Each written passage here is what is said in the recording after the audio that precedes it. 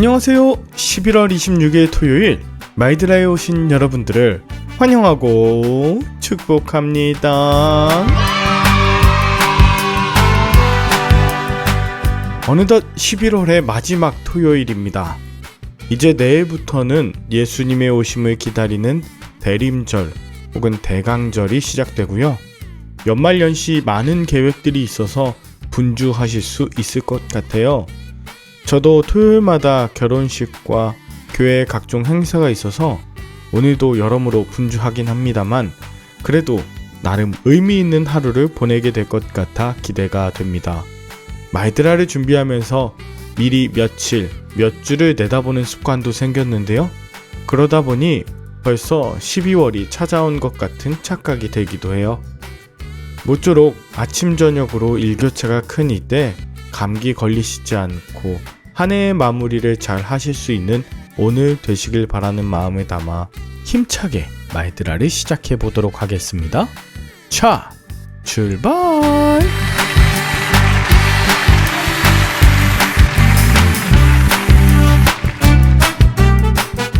오늘은 사도행전 13장입니다. 오늘 본문부터는 사도행전의 중심이 베드로에서 바울로 전환되는데요.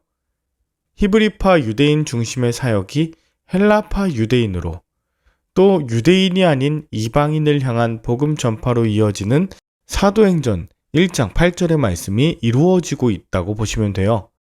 자, 1절에 보시면 안디옥 교회에 예언자들과 교사들이 있었다고 합니다. 그 이름은 바나바와 시므온, 루기오, 마나엔과 사울이었어요. 성경의 이름 순서는 단순한 표기가 아니라 리더십의 위치를 보여주는 것이라고 말씀드린 적이 있는데요. 바나바는 안디옥 교회의 수장이었고 시므온은 니게르인이라고 하는데 흑인입니다.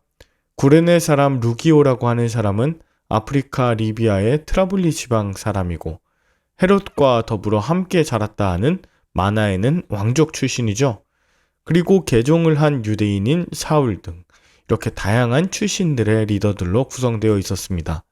우리는 흔히 그리스도 안의 한 가족 또 하나됨을 강조하면서도 어느 지역 출신이냐, 어느 교단 어디 교회 출신이냐 이런 거 매우 따지죠. 이것을 영어로 Where are you from? 이라고 할 수 있겠어요. 그러나 성령 안에서 새롭게 된 교회는 어디 출신이냐 보다 어디로 가느냐, 즉 Where are you going to?를 묻습니다. 구성원의 출신보다 예수 그리스도 복음을 향해 나아가고 있느냐를 주님께 집중하며 늘 확인하는 곳, 그곳이 바로 교회이죠.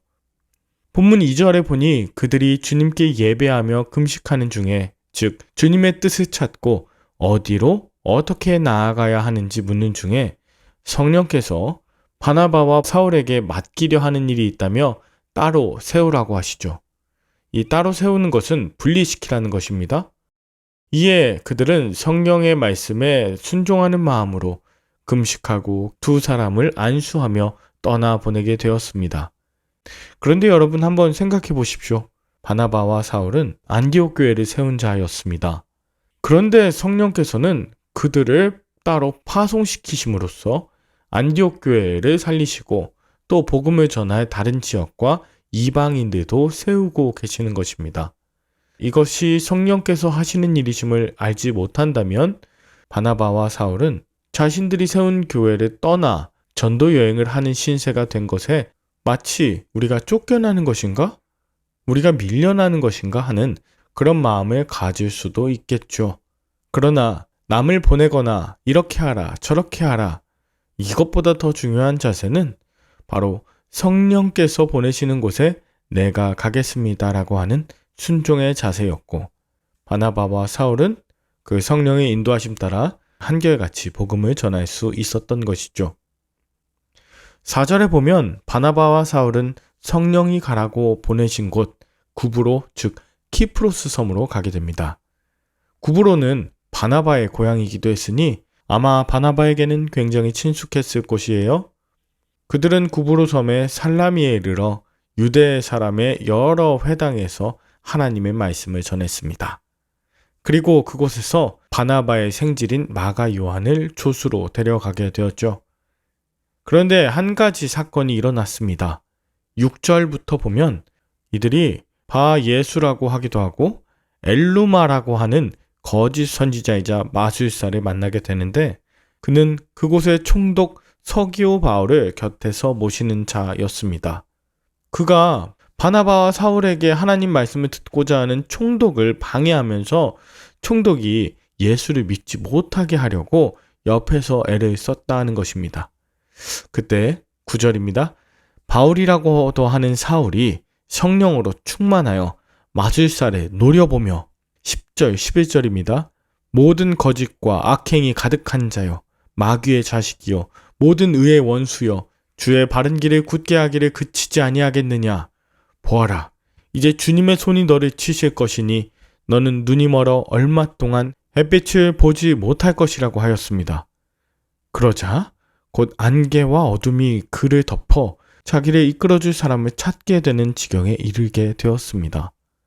이 놀라운 일로 그곳의 총독 서기오 바울이 예수님을 믿게 되었고 또 말씀에 깊은 감명을 받게 되었답니다.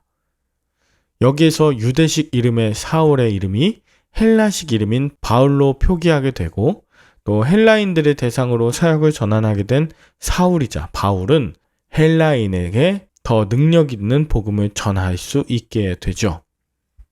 재미있는 것은 13절인데요.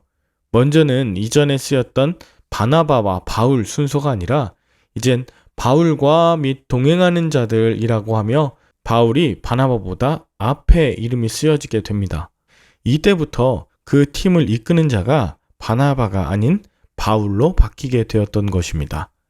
그리고 또 하나 바울이 리더가 되면서 함께했던 마가 요한이 그들 무리를 떠나 예루살렘으로 돌아가게 되었습니다.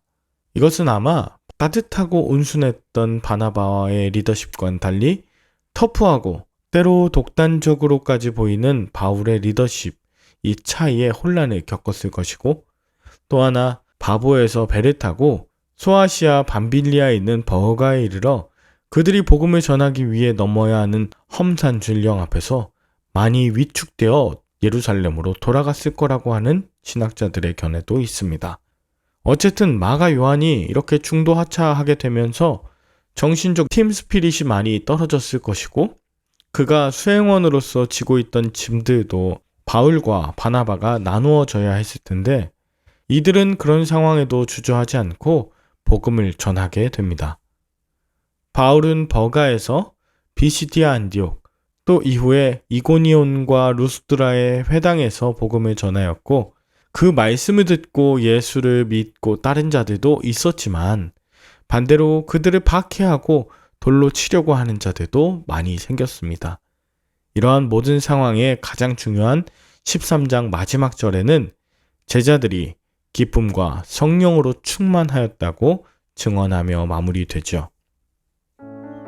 여러분은 오늘 본문을 통해 무엇을 느끼셨나요? 13장 처음부터 마지막까지 성령으로 충만하여 있었다는 이 표현에 여러분 주목하십니까?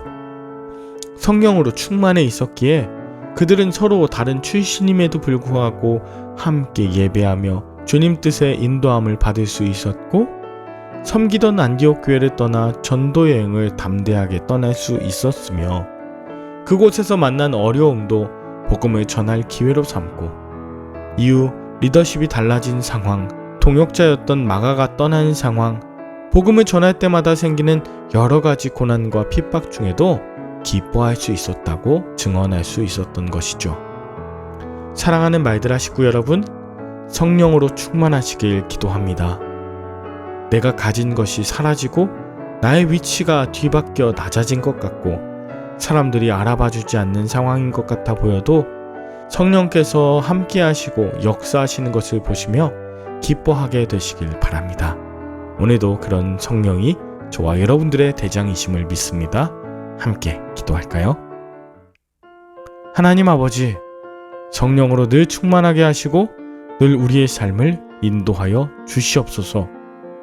성령이여 각 사람에게 교회에 이 나라와 민족 가운데 세계 열방 가운데 충만히 임하옵소서. 예수 그리스도의 이름으로 기도 올리옵나이다. 아멘. 내일은 섬기시는 교회에서 은혜 많이 받으시고요. 저는 다음 주 월요일에 다시 찾아뵙도록 하겠습니다. 샬롬!